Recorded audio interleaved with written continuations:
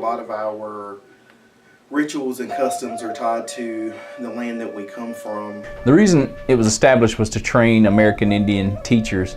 American Indian peoples hadn't had many opportunities to attend higher education, or hadn't had any opportunities to attend higher education here in North Carolina, and so this school was established to train teachers to go out and teach in American Indian schools.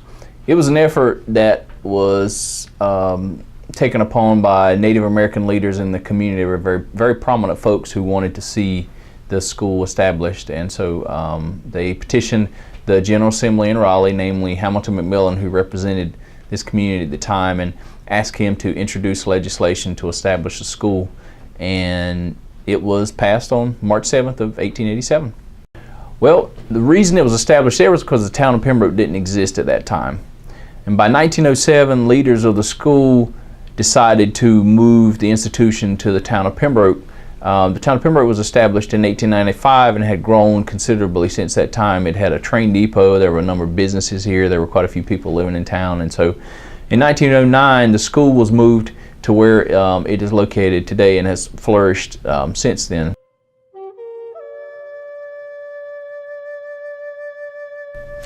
There are quite a few buildings on this campus and a number of historical buildings. The ones I want to share some information with you guys about are the historical buildings.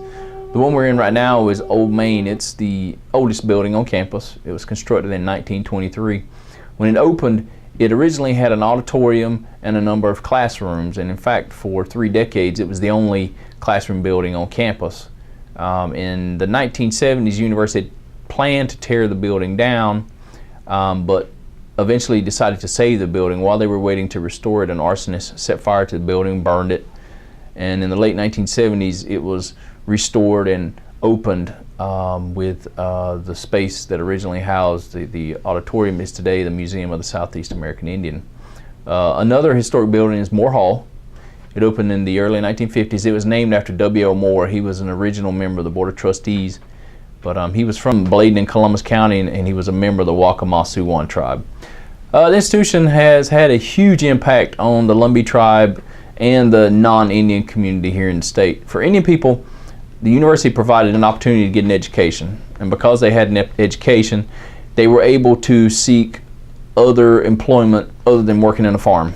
And so folks were able to actually become teachers, get state retirements, get decent paying jobs, build nice homes, and actually have comfortable living arrangements and a comfortable life. So it was a good opportunity for that. It just helped Indian people just improve their situation in life overall. As far as non-native peoples, it allowed a lot of folks living in this region who couldn't afford to go to other schools to also get an education.